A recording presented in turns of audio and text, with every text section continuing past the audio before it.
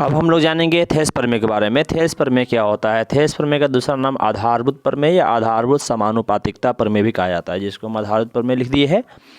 थेस प्रमेय होता क्या है? थेस प्रमेय में परिभाषा है कि यदि कोई रेखा, यानी कोई एगो रेखा खींचेंगे, कोई रेखा एक भुजा के समांतर खींची जाए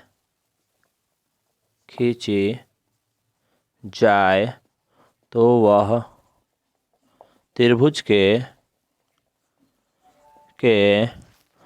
अन्य दो भुजाओं को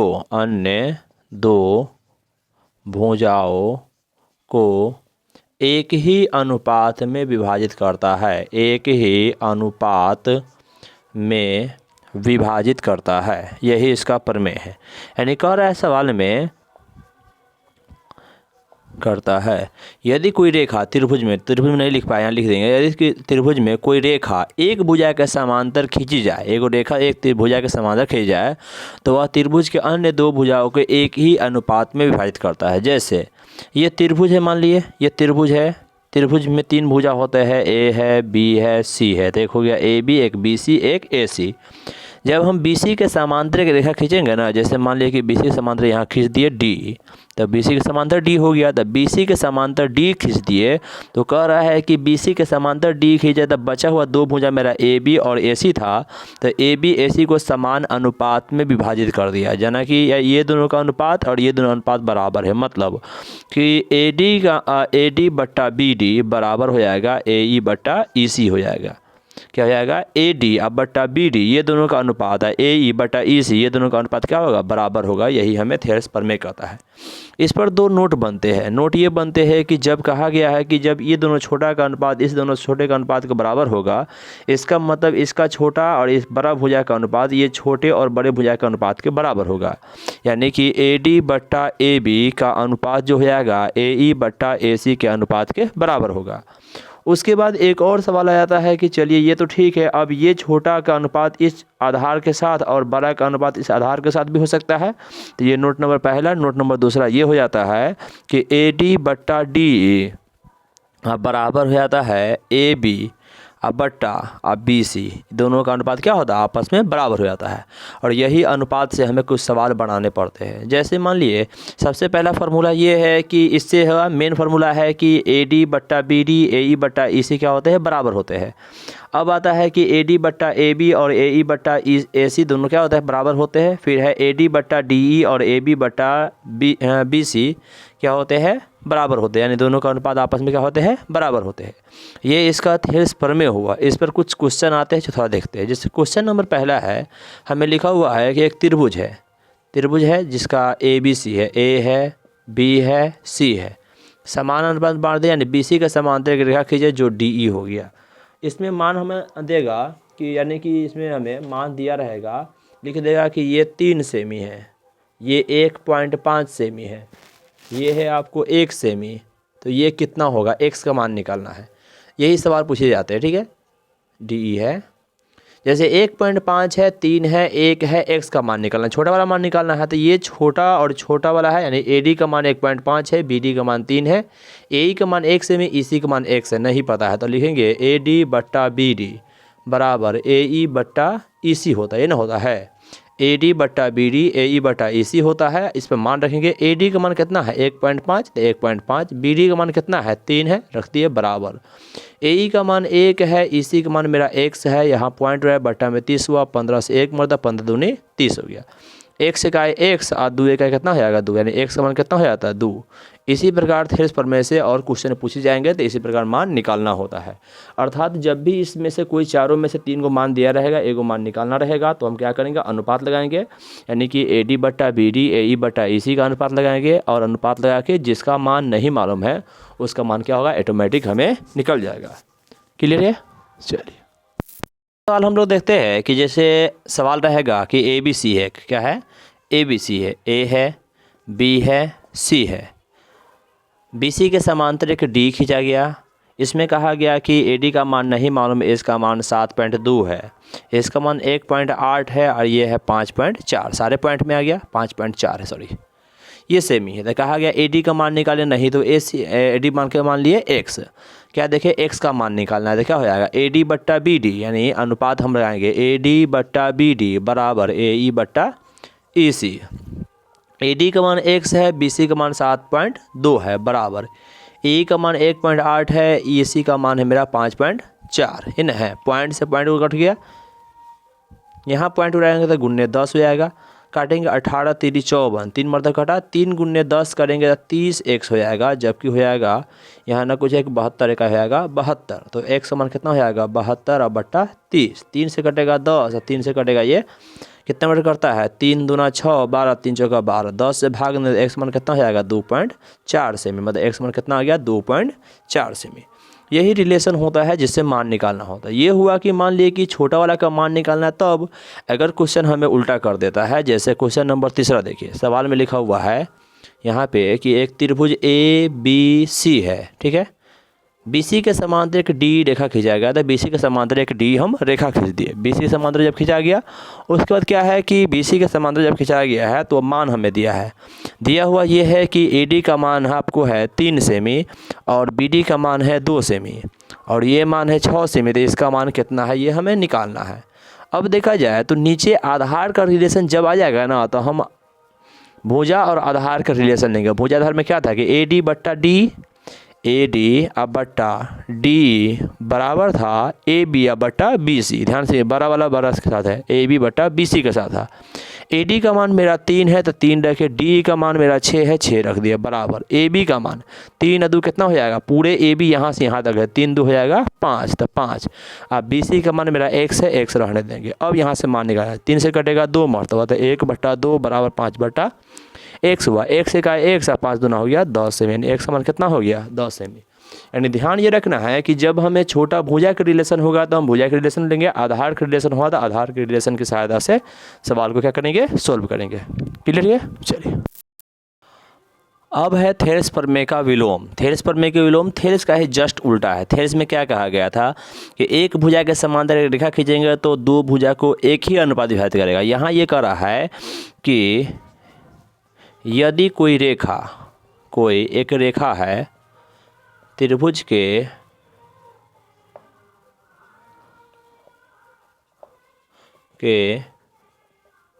किन्हीं दो भुजा को एक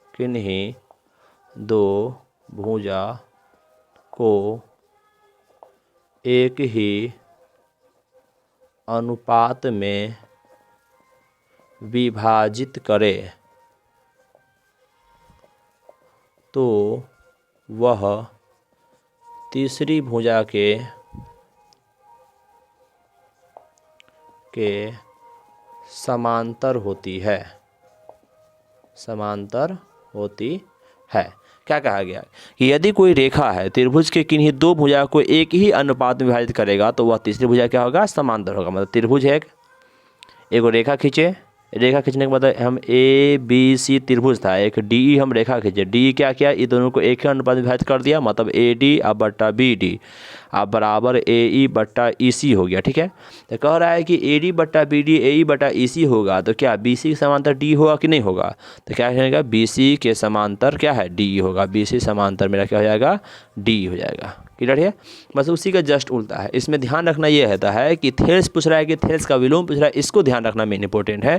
थेल्स और थेल्स के विलोम में क्या अंतर है, थेल्स में ये कहेगा कि यदि समांतर हो तो एक ही अनुपात में विभाजित करेगा, विलोम में क्या है कि एक ही अनुपात में विभाजित करें तो क्या होता है तीसरी भुजा के समांतर होती है। दोनों जस्ट एक दूसरे को उल्टा है, यानी कि जब एक भुजा के समांतर एक रेखा खींचेंगे एक ही अनुपात में विभाजित करेगा, थेल्स पर में है, और विलोम में है कि जब एक ही अनुपात में विभाजित करेगा तो वह तीसरी भुजा के समांतर होती है।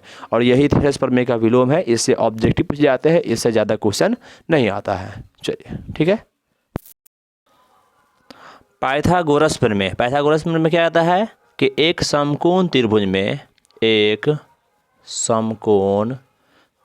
में कर्ण का वर्ग अन्य दो भुजा के वर्गों के योग के बराबर होता है। अन्य दो भुजा के वर्गों के योग के बराबर होता है।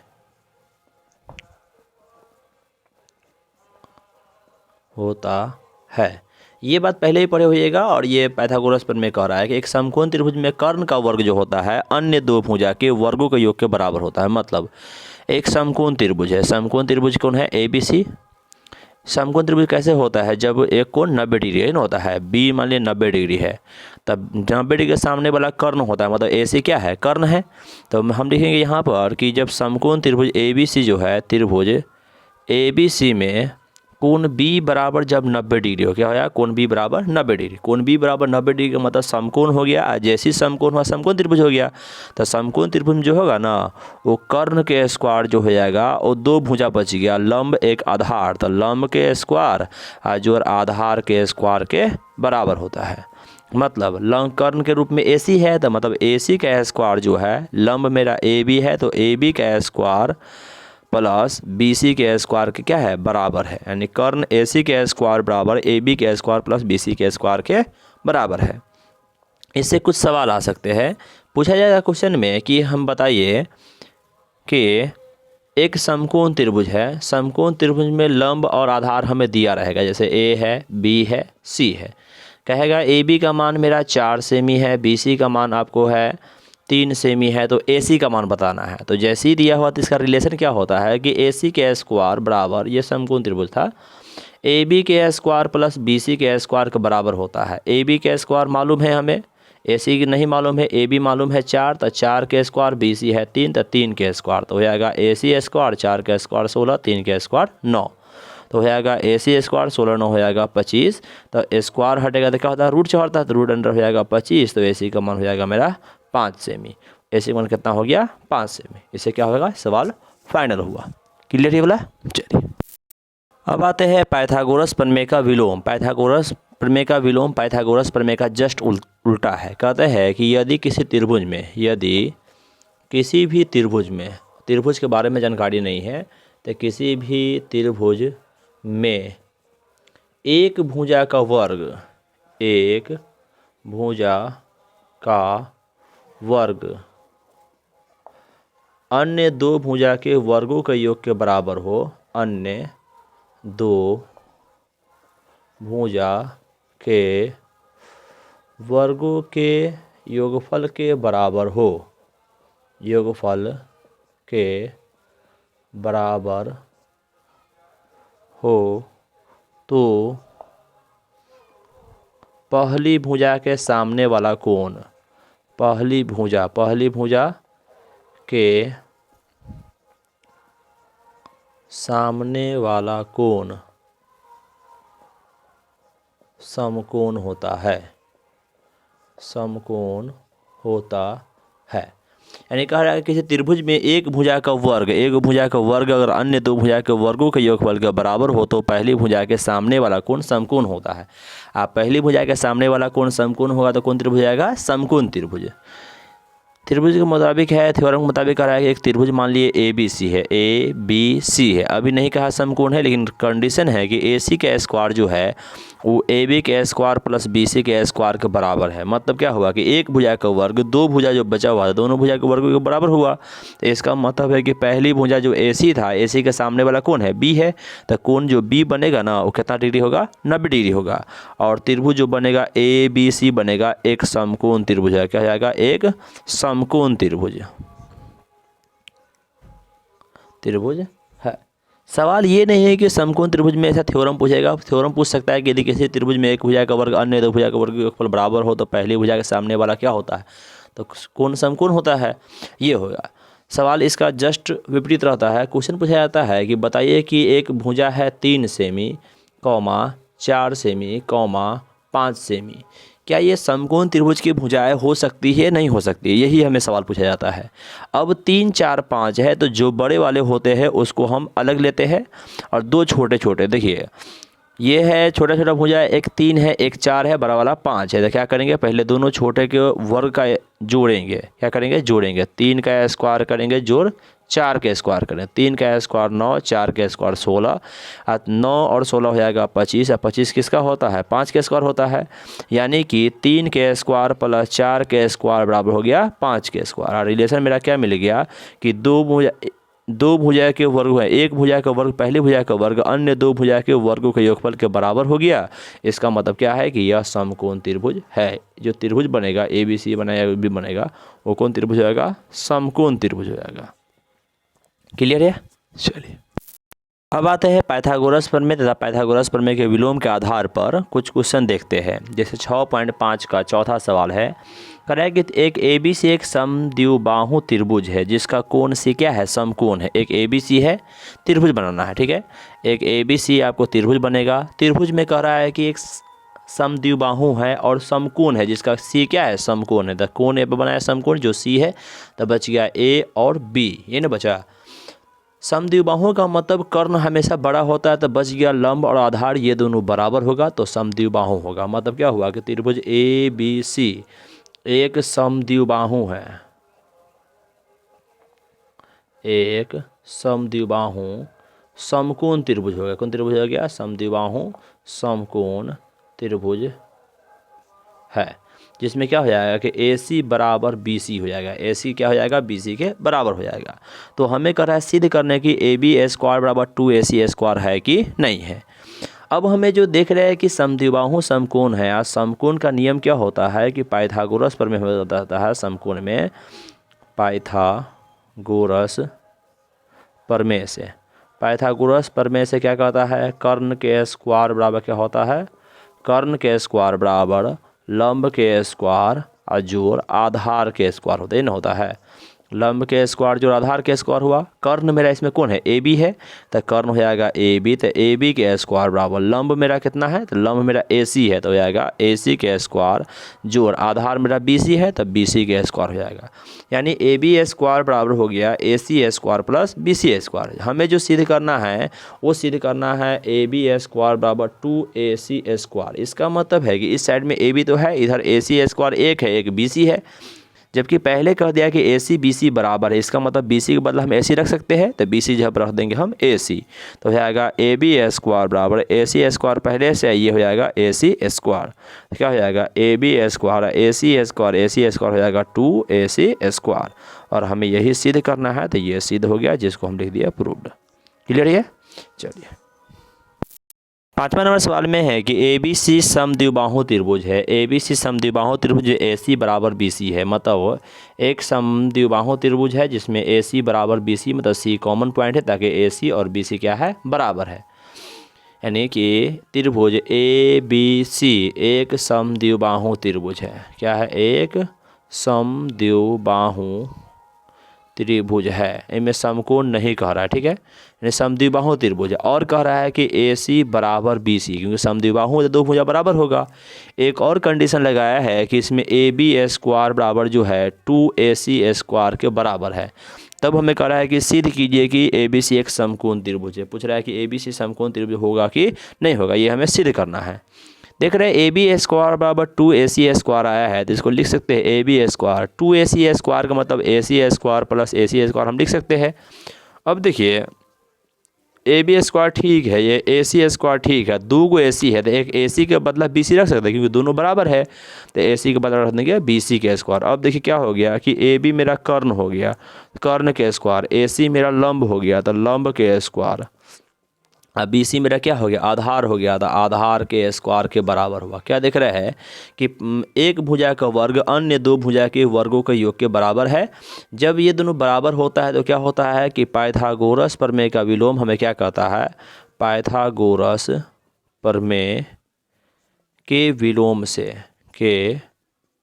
विलोम से क्या कहता है कि जब एक भुजा का वर्ग अन्य दो भुजा के वर्गों का योगफल के बराबर हो तो पहली भुजा के सामने वाला कोण समकोण होता है। पहली भुजा कौन था, AB था, तो AB के सामने वाला कोण C है। इसका मतलब कोण C क्या हो जाएगा, 90 डिग्री हो जाएगा। कोण C कितना हो जाएगा, 90 डिग्री। और कोण C जब 90 डिग्री होगा, इसका मतलब त्रिभुज ABC कौन त्रिभुज हो जाएगा, एक समकोण त्रिभुज हो जाएगा, समकोण त्रिभुज है। ये मेरा क्या हुआ, प्रूव्ड हो गया। क्लियर है। एक छठा नंबर क्वेश्चन भी इंपॉर्टेंट क्वेश्चन है। छठा नंबर कह रहा है कि एक समबाहु त्रिभुज ABC की भुजा 2A प्रत्येक शीर्ष लंब की लंबाई ज्ञात करें। एक समबाहु त्रिभुज है। समबाहु त्रिभुज में हम जानते हैं कि सभी भुजा क्या होते हैं, बराबर होते हैं। ABC जिसमें क्या जानते हैं, AB बराबर BC बराबर AC, तीनों भुजा बराबर होते हैं। कहते हैं कि प्रत्येक भुजा 2A के बराबर है, यानी प्रत्येक भुजा कितने के बराबर है, 2A है। ये भी 2A हो जाएगा, ये भी क्या हो जाएगा, 2A।